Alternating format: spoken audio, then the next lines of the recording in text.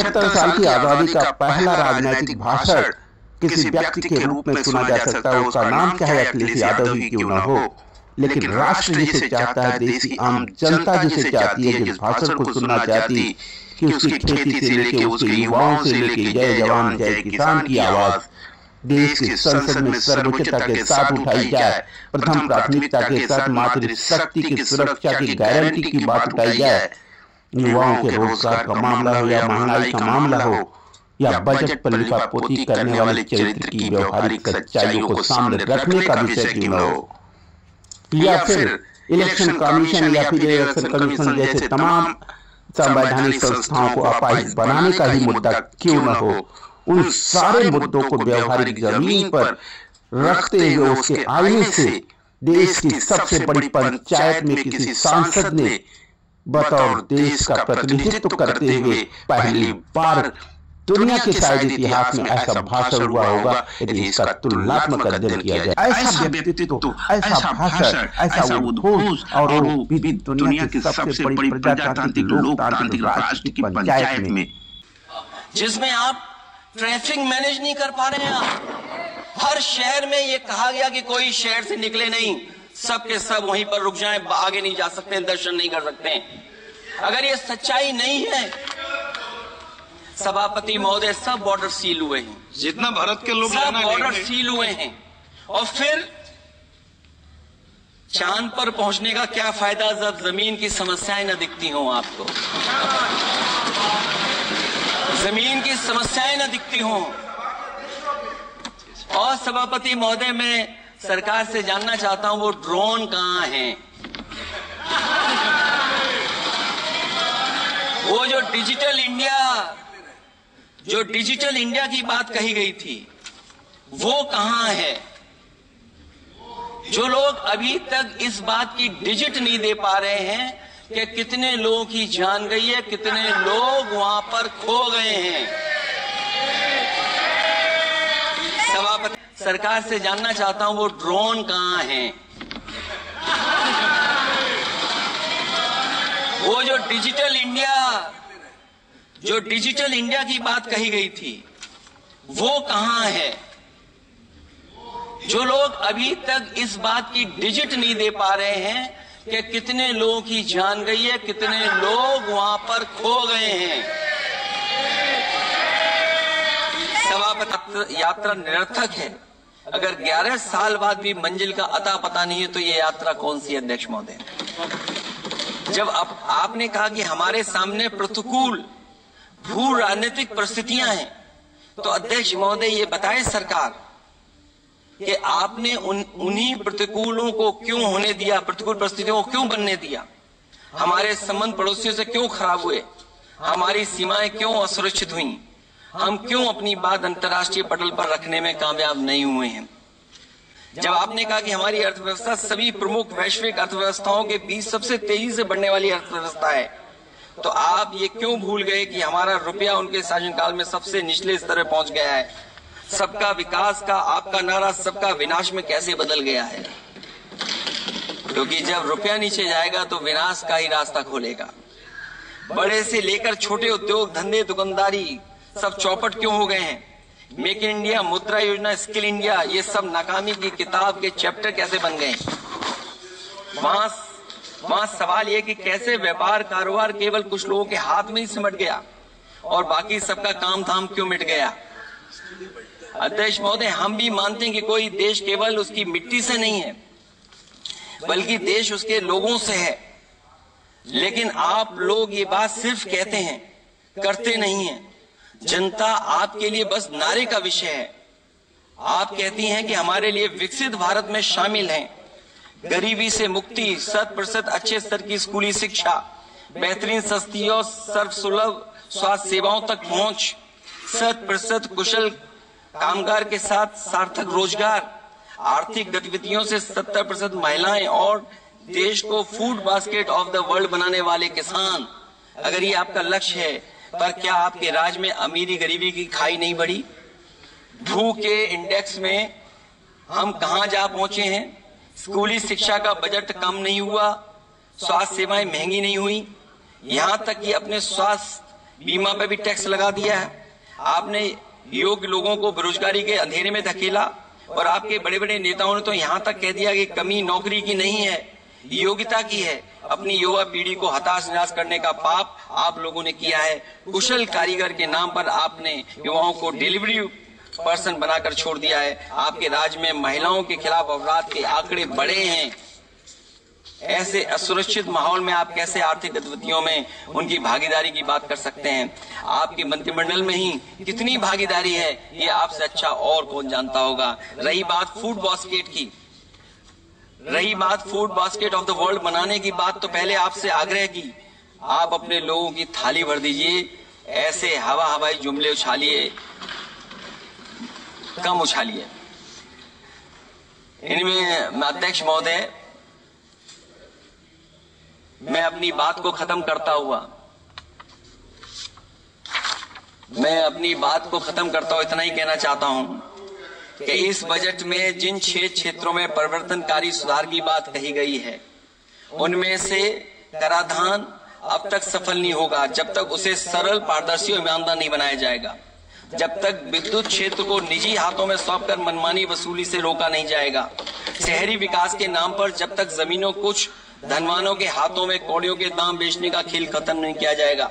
खनन के नाम पर जब तक जल, जंगल, जमीन पर आदिवासी पारंपरिक अधिकार की हकमारी की हेराफेरी रोकी नहीं जाएगी, और जब तक वित्तीय क्षेत्र और विनियामक सुधार की निष्पक्ष कोशिश नहीं की जाएगी।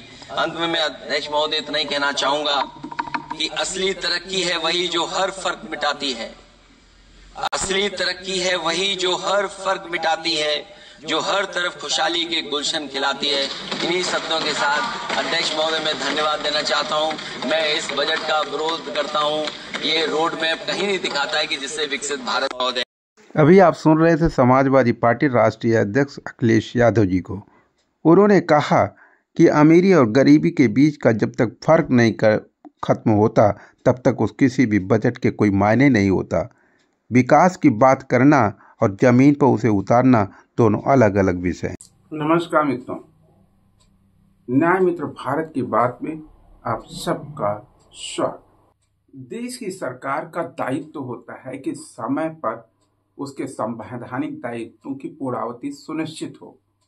देश का संविधान इस बात की गारंटी है कि सत्य और न्याय की स्थापना समता के मूल्यों में पारदर्शिता और निष्पक्षता के साथ सुनिश्चित हो। यानी संवैधानिक मूल्य जो निर्धारित किए गए हैं उसकी 2 ही कसौटियां हैं, निष्पक्षता और पारदर्शिता। अब जो ऐसी शक्तियां हैं जिन्हें न्याय नहीं अन्याय चाहिए, जिन्हें व्यवहारिक बराबरी, भाईचारा और सहभागिता का संस्कार और समाज नहीं चाहिए, जिन्हें वास्तव में एक विकसित राष्ट्र की परिकल्पना का व्यवहारिक सत्य नहीं चाहिए, लेकिन दुनिया को जो बताने का नक्शा है उसमें सिर्फ और सिर्फ सबके साथ और सबके विकास की बात होगी, लेकिन जमीनी सच ठीक उसके विपरीत होगा। तो ये मिशन पूरा कैसे होगा? आप समझ सकते हैं, जब संविधान की सिर्फ 2 ही हाथ है, सत्य और न्याय। समता उसकी बैकबोन है।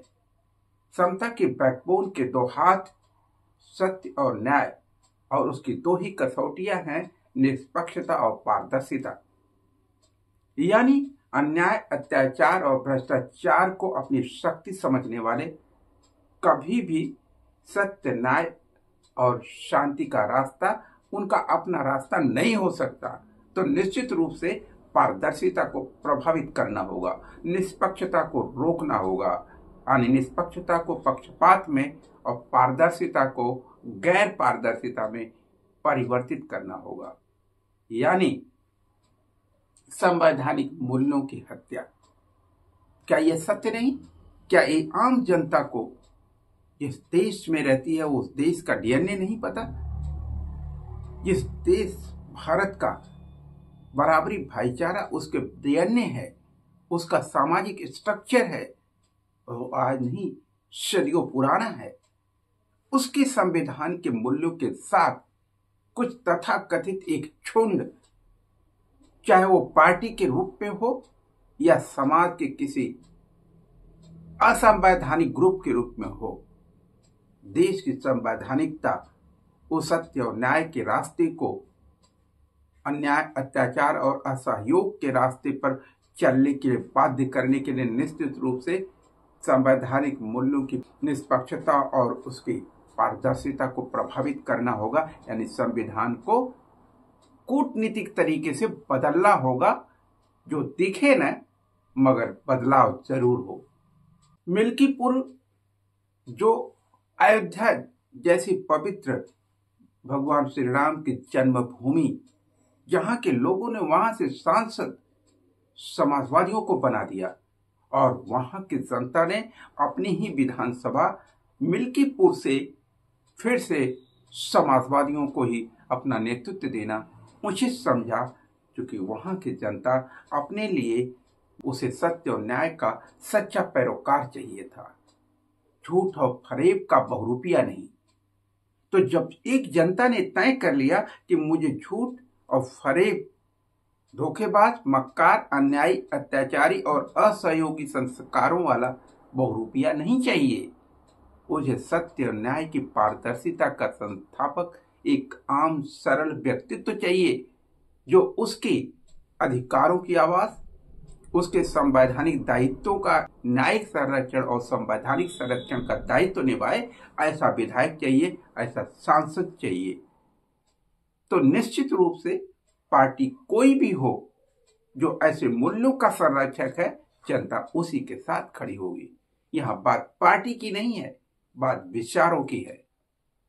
अब उन विचारों को कौन ग्रुप अपना रहा है, वो पार्टी हो सकती है, पार्टी का नाम हो सकता है, लेकिन इन मूल्यों के साथ समझौता नहीं किया जा सकता। इस संविधान क्या चाहता है? संविधान सत्य और न्याय की पारदर्शी और निष्पक्षतापूर्ण स्थापना चाहता है। क्या मिल्कीपुर में ऐसा एक स्वतंत्र न्यायिक संस्थान, इलेक्शन कमिश्नर, संविधान ने उसे अधिकार दिया है और इलेक्शन कमीशन, इलेक्शन आयोग जो चुनाव आयोग है, उसकी स्थापना संवैधानिकता के इसी संरक्षण के उद्देश्य से स्थापित किया गया। और यदि वो इलेक्शन कमीशन यानी चुनाव आयोग चूना आयोग बन जाए, यानी संवैधानिक मूल्यों में ही चूना लगाने लग जाए, एक बार ही उस खेत को खाने में उतारू हो जाए, बर्बाद करने पर उतारू हो जाए, तो कहा जाता है उस खेत का संरक्षण नहीं किया जा सकता, जिसकी असंवैधानिकता के चार दीवारी और कसौटी पर, यानी गैर पारदर्शिता और बिल्कुल पक्षपात के साथ यदि कोई चुनाव आयोग चुनाव को सुनिश्चित कराता है और किसी पार्टी की जीत सुनिश्चित करता है, तो क्या यह वो चुनाव आयोग द्वारा चुनी गई वो सरकार है या जनता द्वारा चुनी गई सरकार है? या जनता द्वारा चुना हुआ वो विधायक है या जनता द्वारा नहीं बल्कि जनता के ऊपर थोपा हुआ विधायक? क्या वो जनता के मूल्यों की अवमानना नहीं, उनके अधिकारों पर एक कुठारा घात नहीं, क्या लोकतंत्र के मूल्यों की हत्या नहीं? तो इसको सुनिश्चित करने वाले व्यक्ति को इलेक्शन कमीशन का चेयरमैन होना चाहिए या तिहाड़ जेल होना चाहिए, यह तय कौन करेगा?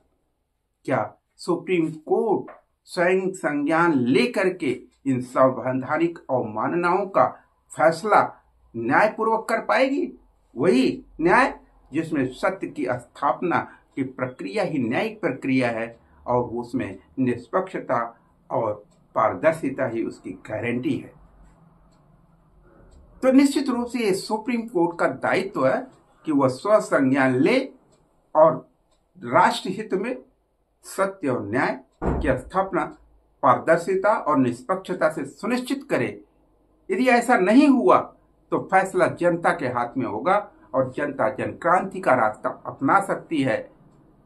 तो उससे होने वाले जान और माल की विनाशक नुकसान का दायित्व कौन लेगा? क्या सुप्रीम कोर्ट लेगी?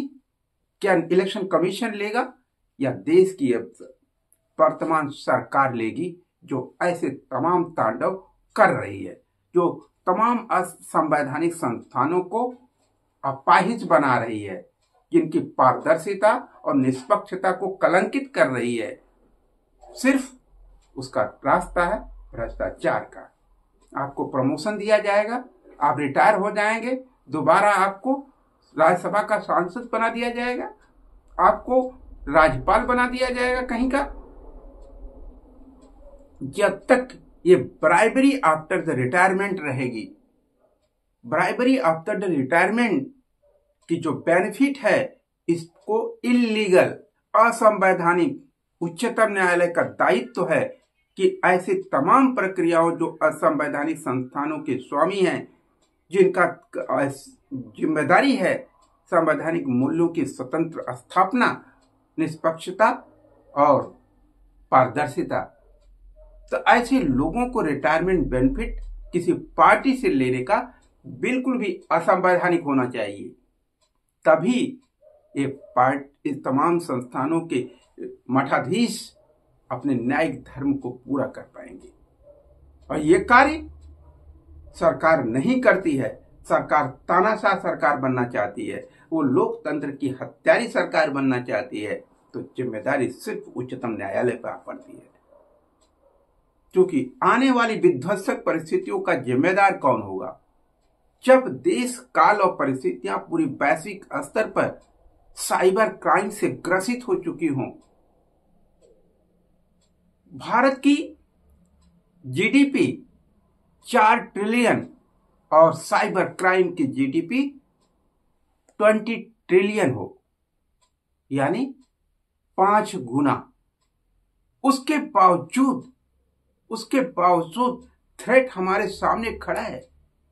क्लाइमेट क्राइसिस हमारे सामने खड़ी है। जलवायु परिवर्तन हमको सूखे की गारंटी सुनिश्चित कर रहा है। सरकारी और रिसर्च की रिपोर्टें ये कह रही हैं, अगले 5 सालों में भारत दुनिया का सबसे ज्यादा वाटर क्राइसिस से गुजरने वाला देश होगा, जो दक्षिण अफ्रीका में हुआ। वो चीज यहां पर होने जा रही है। कैपटाउन जैसी जगह पर जो पानी की दुर्दशा हुई थी, वो यदि भारत के साथ हुई तो उसका जिम्मेदार और उसके समाधान का रास्ता क्या सरकार ने सोच रखा है? क्या संविधान के दिए गए दायित्वों के अंदर सरकार ने अपने दायित्वों को निभाने के लिए कोई बजट की अलग से व्यवस्था की? गंगा के लिए लगाए गए पैसे का जो बजट था, वो कहां पानी में बह गया? तमाम रिवर कनेक्टिविटी का जो मैटर था, वो कहां रास्ते में रह गया? युवाओं के रोजगार और महंगाई की त्रासदी, आम आदमी के लिए खाने पीने और रहने की सामान की उपलब्धता पैसे से होती है, और वो पैसा रोजगार से आता है, और रोजगार है नहीं तो त्रासदी ही उनका विकल्प है। तो क्या ये प्रश्न पूछना भी असंवैधानिक है? लेकिन या किसी व्यक्ति यदि वो पार्टी या संगठन गुंडागर्दी पर उतारू हो जाए, तो वह रावण, दुर्योधन और कंस बनने के रास्ते पर चल पड़े, तो निश्चित रूप से न्याय की मांग करने वाला भी उनकी नजर में एक दुश्मन ही नजर आएगा। और उसके लिए यदि सरकारी तंत्र उनके हाथ में है और पुलिसिया विभाग उनके लिए एक टूल्स है, तो निश्चित रूप से पूरा पुलिसिया विभाग ऐसे लोगों पर टूट पड़ता है। जैसा कि आप एग्जाम्पल के रूप में तमाम आए दिन वीडियोस मार्केट में देख रहे हैं। चौराहे पर कुछ गुंडे मवाली खड़े हो जाते हैं, जहां पर डबल इंजन की सरकार है। बहन बेटियों की 12 बजे रात में गृह मंत्री कहते हैं कि वो कहीं भी घूम सकती हैं, सोना पहन करके भी, चांदी पहन के। जबकि सच ये है कि बिना सोना चांदी के बहन के, भाई के साथ, चाचा के साथ, बहन के साथ मार्केट में जा रही दिन दहाड़े बहन बेटियों पर आए दिन हमले हो रहे। बलात्कार की घटना इस देश में सबसे ज्यादा बढ़ी हुई है। बेटियों पर दिन दहाड़े हत्या का प्रयास बढ़ा हुआ है। रेशियो में, भूखमरी में सबसे नीचे हम हैं। हमें 10 बड़े राष्ट्रों के नाम से हमें उठा के बाहर फेंक दिया गया। अमेरिका ने फेंक दिया अपनी लिस्ट से। क्या ये शर्मनाक घटना एक अंतरराष्ट्रीय शर्मनाक घटना नहीं? क्या सरकार के पास इसका कोई विकल्प है? क्या विपक्ष के पास उस प्रश्न का उत्तर ढूंढने का कोई रास्ता है? या सिर्फ आप लोकसभा में कुछ प्रश्न पूछ दिए, आपने अपना दायित्व पूरा कर लिया? क्या यहीं से वो सरकार को बाध्य करने का दायित्व पूरा हो जाता है? गांधी जी अकेले एक बुजुर्ग आदमी लाठी डंडा लेकर के, निश्चित रूप से उनको कुछ आतताइयों के द्वारा शहादत देनी पड़ी देश की आजादी में, और वो शहादत अंग्रेजों ने नहीं ली, वह देश के देशद्रोहियों ने लिया, जिन्हें गांधी का रास्ता पसंद नहीं था, जिन्हें आतंक तक क्रूरता और पक्षपात का रास्ता चाहिए, जो 1% होते हुए 99% लोगों पर अपनी गुलामी की बेड़ियां जकड़े रहना चाहते हैं, जो अंग्रेजों और मुगलों के विकल्प बनना चाहते थे। वो देश की सत्ता में यदि आ जाए तो निश्चित रूप से विकल्प आतंक, अन्याय और भ्रष्टाचार का ही बनता है।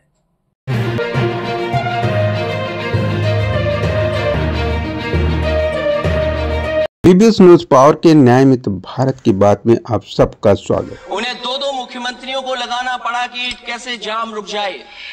सभापति, इसके साथ साथ इन्हीं के संगठन के लोगों को जब लगा कि वो व्यवस्था नहीं बना सकते, तो इतने दिनों बाद इनके संगठन के लोगों की अपील है कि भारतीय जनता पार्टी के कार्यकर्ता बाहर आए और लोगों को सुविधा दें, परेशानी दें। ये बात तब सभापति आई है जब लोग दुख तकलीफ परेशानी की वजह से इनके खिलाफ चिल्लाने लगे, इनके खिलाफ बोलने लगे। सभापति महोदय, मैं ये पूछना चाहता हूं, जिस स्नान के लिए प्रधानमंत्री गए हो, देश के राष्ट्रपति गए हो, उपराष्ट्रपति गए हो, मंत्री गए हो, क्या यही विकसित भारत की तस्वीर होगी? बात मेक इन इंडिया की हो या डिजिटल इंडिया की हो या डिजिटल भारत की, या फिर सबका साथ सबका विकास की हो, जमीन की हो, सांप्रदायिक और सामाजिक सौहार्द का हो, हर विषय पर बीजेपी की बगिया उखेड़ कर रख दिया समाजवादी पार्टी के प्रमुख माननीय अखिलेश यादव जी ने। 75 साल की आजादी का पहला राजनीतिक भाषण किसी व्यक्ति के रूप में सुना जा सकता है, उसका नाम चाहे अखिलेश यादव ही क्यों न हो, लेकिन राष्ट्र जिसे चाहता है, देश की आम जनता जिसे चाहती है, जिस भाषण को सुनना चाहती कि उसकी खेती से लेके उसके युवाओं से लेके जय जवान जय किसान की आवाज देश की संसद में सर्वोच्चता के साथ उठाई जाए, प्रथम प्राथमिकता के साथ मातृशक्ति की सुरक्षा की गारंटी की बात उठाई जाए, युवाओं के रोजगार का मामला हो या महंगाई का मामला हो या बजट पर लिपापोती करने वाले चरित्र की व्यवहारिक सच्चाइयों को सामने रखने का विषय क्यों न हो, या फिर इलेक्शन कमीशन या फिर इलेक्शन कमीशन जैसे तमाम संवैधानिक संस्थाओं को अपाहिज बनाने का ही मुद्दा क्यों न हो, उन सारे मुद्दों को व्यवहारिक जमीन पर रखते हुए उसके आईने से देश की सबसे बड़ी पंचायत में किसी सांसद ने बतौर देश का प्रतिनिधित्व करते हुए पहली बार दुनिया के शायद इतिहास में ऐसा भाषण हुआ होगा यदि इसका तुलनात्मक अध्ययन किया जाए, जिसने शायद कोई मुद्दा होगा, बजट का कोई भी ऐसा सब्जेक्ट होगा जिस पर एक राजनेता के रूप में अपने व्यवहारिक फैसलों सिर्फ विचार नहीं रखे बल्कि उसका समाधान सुझाते हुए दिखे, तो उसका नाम अखिलेश यादव था। अखिलेश यादव सिर्फ बजट की खामियों को नहीं गिनाया, एक पहली बार अच्छे राजनेता के रूप में, एक समर्थ राष्ट्र नेता के रूप में राष्ट्र को चलाने की गारंटी की व्यवहारिक जमीन को सुनिश्चित करने वाले राजनीतिक चरित्र के रूप में उन्होंने यह बता दिया सारी दुनिया को कि राष्ट्र कैसे चलाया जा सकता है। बजट तो आपने बना दिया लेकिन बजट की खामियों का दुष्परिणाम नहीं देख पाए। ऐसा क्यों? 11 साल आपके बीत गए, लेकिन 11 साल के बाद भी विकसित भारत की संकल्पना का जमीन का सच ये है कि अंतिम पायदान पर खड़े हुए व्यक्ति को न्याय नहीं दिलाया जा सकता, तो उससे पहले के लोगों को बेरोजगारी और महंगाई की जमीन की चादर के नीचे ढक कर दफन करने की तैयारियां क्या किसी भी 11 वर्षीय संवैधानिक बजट का यह मिशन कैसे बन सकता है? यह उनकी व्यवहारिकता और उनके प्रश्नों के जवाब का सही व्यवहारिक चरित्र है। ऐसा व्यक्तित्व, ऐसा भाषण, ऐसा उद्घोष, और वो भी दुनिया की सबसे बड़ी प्रजातांत्रिक लोकतांत्रिक राष्ट्र की पंचायत में, यह भारत के सरजमी पर पहली बार हुआ जो उन सारे मुद्दों को पूरी समग्रता के साथ किसी संसद के अंदर उठाया जा रहा था। तो वह एक छोटी सी पार्टी, जिसे क्षेत्रीय पार्टी कहा जाता, लेकिन राष्ट्रीय नेतृत्व करने का चरित्र भी बता रहा एक ऐसा युवा सांसद दुनिया को बता रहा कि दुनिया के एक विकसित राष्ट्र की, अपने राष्ट्र को ले जाने की संकल्पना को व्यवहारिक जमीन पर उतारना है तो उसका बजट कैसा होना चाहिए। शिक्षा को निःशुल्क शिक्षा के रूप में, मेडिकल फैसिलिटी को देश के अंतिम पायदान पर खड़े हुए व्यक्ति के दरवाजे तक निःशुल्क पहुंचाने की गारंटी कैसे सुनिश्चित की जा सकती है, उसके रास्ते क्या हो सकते हैं, उसका विकल्प क्या हो सकता है। सरकार के प्रयासों को जहां सही है पूरी पारदर्शिता से उसको सराहा भी गया और उसके खामियों का जवाब भी सुनिश्चित किया गया कि यह है उसका सही विकल्प। यदि आपको नहीं समझ में आया तो हम बताते हैं, यह वो रास्ता है। आप यहाँ से वहाँ तक का रास्ता बना रहे हैं, लेकिन आपके अंदर जाति, धर्म और क्षेत्र की मानसिकता की संकीर्णता 10 किलोमीटर 20 किलोमीटर कनेक्टिविटी को, एक्सप्रेसवे की कनेक्टिविटी को आप डिनाय करते हैं। यह दुर्भाग्यपूर्ण है। यह राष्ट्रीय विकास का पैमाना कैसे हो सकता है कि आप 20 किलोमीटर कनेक्टिविटी को छोड़ करके और 500 किलोमीटर की कनेक्टिविटी तय करना चाहते हैं, 200 किलोमीटर की कनेक्टिविटी को एक्सप्रेसवे से जोड़ रहे हैं और मात्र 20 किलोमीटर की कनेक्टिविटी यहाँ पे एक्सप्रेसवे खत्म हुआ, उसके बाद आप निर्माण करा करके देश को एक बड़ा राष्ट्रीय एक्सप्रेसवे नहीं देना चाहते। ऐसी संकीर्ण मानसिकता पर भी किसी राजनेता ने पहली बार उजागर किया तो उसका नाम श्री अखिलेश यादव जी थे। वो किस पार्टी से हैं या किस व्यक्तित्व की बात करते हैं वह अलग विषय है कि वह किसी पार्टी विशेष के नेता भी हैं, लेकिन एक बतौर सांसद जो देश की सबसे बड़ी पंचायत और दुनिया के सबसे बड़ी लोकतांत्रिक राष्ट्र की पंचायत में एक समग्र प्रश्न और उसका उत्तर भी खुद दे, यह दुनिया के लिए एक नई चुनौती था, एक नए चैलेंज को चुनाव करने वाला और उसको व्यवहारिक बना करके जमीन पर उतारने का रास्ता दिखाने वाले राष्ट्रीय नेता का चरित्र था। यह देश के लिए सौभाग्यपूर्ण है। वो सौभाग्य का पल है जब राष्ट्र यह तय कर सकता है कि आगे आने वाला एक विकसित राष्ट्र की संकल्पना को व्यवहारिक बनवाना है तो उसके लिए कैसे नेता का चुनाव करना होगा और वो कौन सा नेता है जो राष्ट्र को वास्तव में जमीनी सच के साथ, वैज्ञानिक और तार्किक मुद्दों के साथ न्याय को जमीन पर उतार सकता। घर के दरवाजे पर न्याय को व्यवहारिक जमीन के साथ कैसे पहुंचाया जा सकता, उसका वास्तविक विकल्प क्या है। यह बात किसी सांसद ने बोल रहा था और संसद के अंदर कोई सांसद की आवाज थी तो पहली बार भारत की 75 साल के राजनीतिक इतिहास में संसदीय व्यवस्था के अंदर एक युवा राजनेता आदरणीय अखिलेश यादव उठा रहे थे और बता रहे थे कि तुम्हारे ये सारे जो बातें हैं सब एक जुमला हैं। आज भी 11 सालों की आजाद सरकार चलाई है और सारे संवैधानिक संस्थानों को अपंग और अपाहिज बना रहे हो। इससे राष्ट्र कैसे मजबूत हो सकता है। आधुनिकतम भारत और विकसित भारत की संकल्पना का जमीन कैसे तैयार हो सकती है, और तैयार करना है तो आप इन विकल्पों के रास्ते से गुजरना पड़ेगा। सिर्फ प्रश्न नहीं, समाधान भी। लेकिन दुर्भाग्य सरकार है कि सुनने को तैयार नहीं, सरकार है कि समझने को तैयार नहीं। अरे इतिहास है वो दुर्योधन का, वो कंस का, वो रावण का, सबका नाश हुआ है। आप उसी रास्ते पर चलने वाली सरकार क्यों अपने आप को बनाना चाहते हो। बात श्री राम की करते हो, रास्ता रावण का कैसे हो सकता। बात कृष्ण की करते हो, मथुरा वृंदावन और सबके मंदिरों को बनवाने की बात करते हो, और रास्ता कंस का। ये दोनों एक साथ दोहरे चरित्र कैसे। ये क्या इस भारत को लोग जो गांधी की पसंद हैं, वो लोग जो बिना हिंसा के अंग्रेजों को भगा दिया, अंग्रेजों को भगा देने वाला एक बुजुर्ग को अपना नेता मान लेने वाले राष्ट्र में आप हिंसा के रास्ते से कैसे चल सकते हो। क्या ये विश्वास आपका दुस्साहस नहीं है। इस बात को भी रेखांकित करते हुए कुंभ का जो आप डिजिटल इंडिया की बात करते हो, स्किल इंडिया की बात करते हो, ना तो डिजिटल बना पाए न स्किल भारत बना पाए। आखिर कहां और क्यों और क्या गलतियां हुई, आपने इस पर विचार क्यों नहीं किया। आपके पास डिजास्टर क्लाइमेट क्राइसिस पैदा होने वाली है, दुनिया आपको सचेत कर रही है, आप उसके लिए क्या बजट तैयार किया, क्या है समाधान। गंगा जमुना साहब जी की बात करते हो, गंगा जमुना की कनेक्टिविटी और उसके सफाई पर क्या किया आपने बजट का? सिर्फ भ्रष्टाचार। क्या भ्रष्टाचार ही आपका चरित्र और भारत के लोग इसी भ्रष्टाचारी सरकार को अपनी पसंद बनाना चाहते? क्या भ्रष्टाचार को ही अपना व्यवहारिक, सामाजिक और अंतर्राष्ट्रीय चरित्र बनाना चाहते?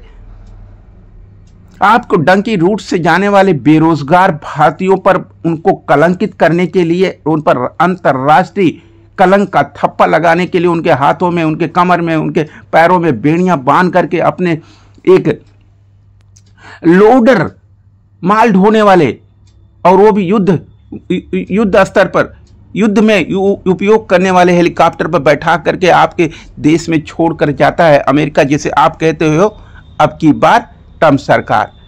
अब की बार ट्रंप सरकार और भारत का नागरिक, अपने ही देश के मूल निवासी, वहां पर राष्ट्रपति पद की प्रत्याशी मातृशक्ति का आप विरोध करते हो और कहते हो ट्रंप सरकार। वही ट्रंप सरकार आपके लोगों पर अंतर्राष्ट्रीय कलंक का ठप्पा लगा के आपकी सरजमी पर अपने हवाई हेलीकॉप्टर से छोड़ के जाता है। इससे बड़ा दुर्भाग्यपूर्ण और क्या हो सकता है? सरकार ने उसका क्या विकल्प ढूंढा? और लोग जो वहां पर अभी बचे हुए हैं, उनके अपमान की और कितनी व्यवस्थाएं की जाएंगी? इन सारे प्रश्नों को पूरी समग्रता और विनम्रता के साथ पहली बार किसी युवा सांसद की आवाज राष्ट्र की सबसे बड़ी संसद के अंदर गर्जना के रूप में सुनाई दी, तो यह भारत के लिए सौभाग्य का पल है। हर युवा के लिए एक विश्वास और उम्मीद का पल है। हर मातृशक्ति को अपनी सुरक्षा की गारंटी के वचन के रूप में, उसके व्यवहारिक नेता और नेतृत्व के रूप में यदि कोई व्यक्तित्व दिखाई दे रहा तो उसका नाम अखिलेश यादव है। नो डाउट कि दूसरे और भी नेता बहुत अच्छे हैं जिनसे अखिलेश जी की सानिध्यता है। निश्चित रूप से उन्हें और आगे और मजबूत होकर आना चाहिए। अखिलेश जी की बाहों को मजबूत करना चाहिए और अपने राष्ट्रीय नेतृत्व को चुनाव करना चाहिए कि वास्तव में वो व्यक्ति कौन है जो राष्ट्र को वास्तव में महाशक्ति बनाना चाहता है, वास्तव में दुनिया की विकसित राष्ट्र बनाने की संकल्पना का व्यवहारिक विज्ञान उसके पास है, तर्क है, रीजन है, कारण है, दृष्टि है। इस प्रकार से आप अपना दृश्य चुनिए, अपना संस्कार चुनिए, आपका अपना विकल्प आपके सामने खड़ा है। भारत विकसित राष्ट्र बनना है या दरिद्रता की श्रेणी में सबसे निचले पायदान पर खड़ा होना है, ये तय करने का अधिकार वोट से होता है। और जब वोट की संस्थाएं नीलाम हो चुकी हों तो उसको बचाने का दायित्व सिर्फ जनता पे है या फिर हमारी सुप्रीम कोर्ट पे है। सुप्रीम कोर्ट यदि अपना नैतिक धर्म नहीं उठाती है, अपना नहीं निभाती है, वो भी सरकारी सत्ता और उसके अहंकार के सामने झुक जाती है, तो निश्चित रूप से देश की जनता को अपना दायित्व निभाना होगा। ये क्या आपके पास रोड मैप है? हमारे माननीय सदस्यों ने, बहुतों ने कहा है जीएसटी को लेकर के न जाने क्या क्या सरकार बनाती है और जीएसटी से लगातार व्यापारियों को उलझा रही है। बीबीएस न्यूज पावर के उस प्रयास को जिसका उद्देश्य है न्याय मित्र भारत की बात में बात सिर्फ न्याय पर होगी और उससे आप संतुष्ट हैं तो आप हमारे चैनल को लाइक, शेयर और सब्सक्राइब अवश्य करें। आर्थिक सहयोग करें या ना करें वो आपका विषय है, लेकिन आप कम से कम हमारे चैनल को सब्सक्राइब अवश्य करें। Thank you so much. Welcome to BBS news power. फसलों को बचाना सरकार की प्राथमिकता होनी चाहिए। इस मामले में जुमलेबाजी और झूठे वादे अच्छे नहीं। आंकड़े बताते हैं कि देश में बहुत सारे ऐसे कारोबार हो रहे हैं जो कारोबार बढ़ते चले जा रहे हैं। कई उद्योगपति कई गुना कारोबार से लाभ उठा रहे हैं। कई विदेशी कंपनियां इस धंधे में अरबों कमा रही हैं, लेकिन आलू का किसान इस लाभ से वंचित है। किसान का आंदोलित होना सरकार की विफलता का सबसे बड़ा उदाहरण है। सरकार और किसान के बीच भरोसे के बिना भूख नहीं मिटाई जा सकती है। कृषि ऋणों को माफ होना, एमएसपी दिलवाना सरकार का दायित्व है। तो जनता को तय करना होगा, उसे अन्याय चाहिए, भ्रष्टाचार चाहिए और अत्याचार उसका व्यवहारिक सामाजिक कृत्य का दुष्परिणाम है। समाजवादी पार्टी के जब मिल्कीपुर इलेक्शन हो रहा था, लगभग 500 ट्वीट्स या उससे भी ज्यादा समाजवादी पार्टी के मुखिया ने एक ट्विटर हैंडल एडॉप्ट कर लिया एज मानो इलेक्शन कमिश्नर है। एज ए पुलिस ऑफिसर है। जो न्याय इन संवैधानिक संस्थानों को करना था वो आवाज स्वयं समाजवादी पार्टी के मुखिया ने अपना दायित्व समझकर निभाया। हर पल हर घटना को अपने ट्विटर हैंडल को सूचना संवहन केंद्र के रूप में उन्होंने हर पल हर सूचना को पूरे तथ्यों प्रमाणों के साथ सूचना चुनाव आयोग को भेजा और उसी चुनाव आयोग को कई बार बाध्य होकर के पद की प्रमोशन की लोलुपता के चक्कर में कुछ प्रशासनिक अधिकारी अपने दायित्व अपने कर्तव्य की निष्पक्षता और पारदर्शिता के दायित्व को भुला करके लोलुपता में जो धर्म निभा रहे थे उन्हें उसी सरकार द्वारा उसी सरकारी तंत्र द्वारा निलंबन का तमाचा झेलना पड़ा। इससे बड़ा दुर्भाग्य कुछ भी नहीं हो सकता। इस पार्टी के इशारे पर पार्टीवादी संवैधानिक संस्थानों के अधिकारी और कर्मचारी बन जाए और फिर उसी पार्टी द्वारा उनको निलंबित किया जाए और पार्टी देखती रह जाए और उन्हें उनके बच्चे जो अपने पिता के रोजगार होने पर गर्व महसूस करते और अब एक भ्रष्टाचारी अधिकारी का पुत्र या पुत्री कहलाने पर दुर्भाग्य महसूस करेंगे।